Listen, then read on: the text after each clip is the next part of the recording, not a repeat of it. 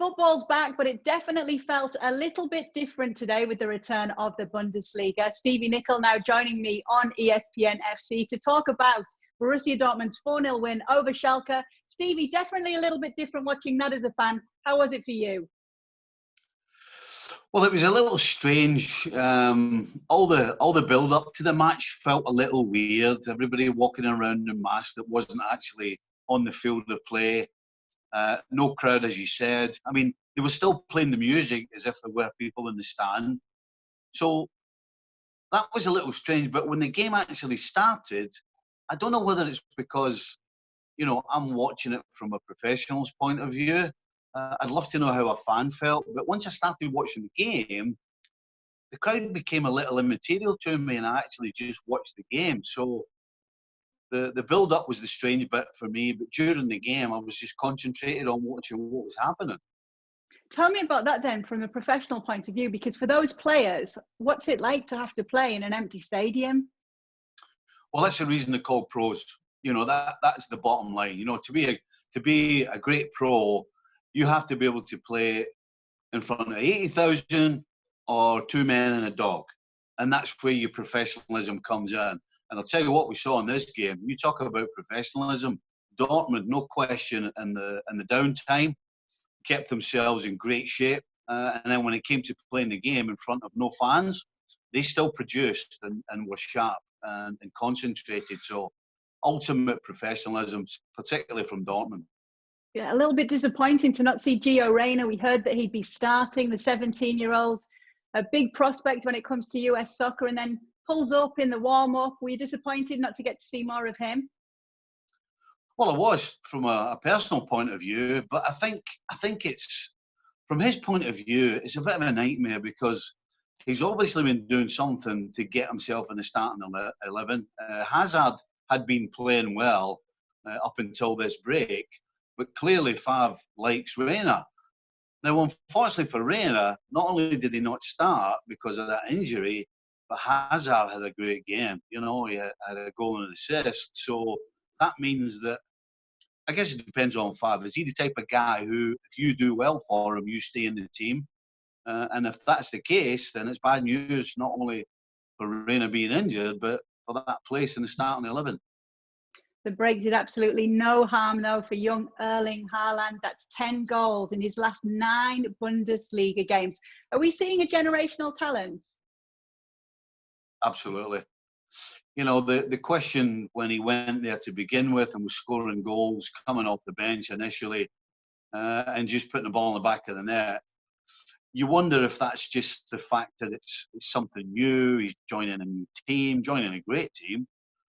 But already in one game since the break, he's shown that this is who this guy is. This guy's a goal scorer. His goal, it's just a classic centre-forward's goal. He's getting in a space. It's a great ball, don't get me wrong, in behind the centre-back, in front of the keeper. But how coolly does he just open his left peg up and slot it home? And then after that, he had an assist as well on Guerrero, who got 2. So, all round, Haaland was fantastic. So, yeah, this guy's here to stay for a long, long time at the very top. Might we see the classic centre-forward come back into fashion in modern football, Stevie? I don't think so, no. There aren't too many of them around. Haaland definitely is a throwback. You've got Lewandowski. After that, you're kind of struggling to come up with, just natural born centre forwards. Harry Kane. I've pulled out 3 there, but listen, my brain's getting so trying to think of another one. So, yeah, I don't think it's coming anytime soon. He's definitely not short of confidence, is he, for a 19-year-old? He says his idol, Zlatan Ibrahimovic, and he just likes the way that he approaches games. He likes Zlatan's confidence. What do you think that will serve him as a player going forward, that confidence? Well, he doesn't open his mouth as much as Zlatan, and I actually I like that. I think if you look back in the history books, the majority of the great centre forwards were great players, clearly goal scorers, but they had a humbleness about them. And this guy looks as though he's got that. I also like the way every time I see him, he's got a smile on his face. You know, it's almost like this is not. I was talking about being professional earlier. This is almost. It feels almost for him that he's going out with his mates and having a game of football and scoring a couple of goals. That's it. But you mentioned that he keeps his mouth shut a bit more than Zlatan, and you do feel already at such a young age that his family, obviously his dad's an ex-pro, his agent's very well known in Mino Raiola, that they're managing very well his career right up to the clubs that they've chosen for him. Because right at the beginning, you're looking at the likes of Juventus who wanted him, and it's Salzburg where he went. And then loads of interest came in from the big German clubs, from Real Madrid, linked with all these big names. Manchester United, that continues to be a name where he's linked as well. But they chose Borussia Dortmund for his development, and it does seem that it was the right decision that they made, doesn't it? I think on the one hand, it's an obvious decision to make. A young player who's still growing, who's still on the rise, going to a team that they know will take care of him, not only off the field, but certainly on the field. And they also know that in a few years' time, when he hits his peak, that they won't stand in his way of going and playing with a team at the very, very top. Dortmund not a kicking the backside off the top, but at the very, very top. I think also I would be shocked if his dad, Alfie, hasn't had a huge part to play in his attitude and the way he carries himself. You know, Alfie came from a generation where if you did open your mouth, there was so many people ready to knock you down. And I'm sure that's what Alfie's done with his son. You know, if he starts getting cocky, if he starts getting carried away, maybe showing a bit of big timer, I'm sure Alfie would knock him down. And that 100% will stand him in good stead for the rest of his career. It does seem there's a few big names that have already been shaping his career so far. Obviously, he's already played under Ole Gunnar Solskjaer at Molde, and he said he really helped him when it came to helping him with his finishing. Obviously, we know what Ole Gunnar Solskjaer was capable of as a player. But it does look as though he would very much like him to come to Manchester United. There were those reports that he flew out to try and convince him to sign for United. Would he fit in well there right now?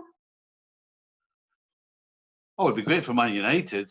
I don't think it would be particularly great for Haaland. And I think that's why ultimately he didn't go. You know, if you think of the influence that clearly Ole had on him, had the situation at Manchester United been maybe 10, 15 years ago where they were top of the league and going for Champions League, then I think it may have been a tougher decision. But I think where United are right now, where Haaland is and where Dortmund are, it was kind of the perfect fit. So it was a smart move. But yeah, great for United.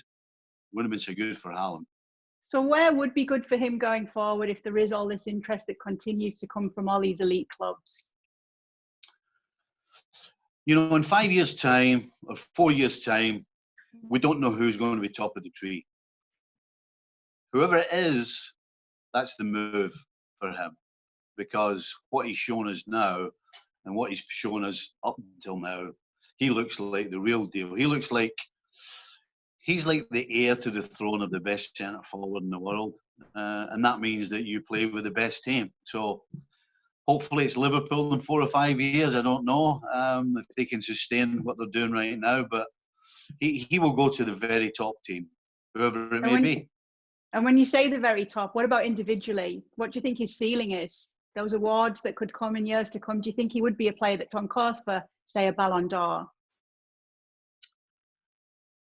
You know, it's generally the Ballon d'Or is all about goals.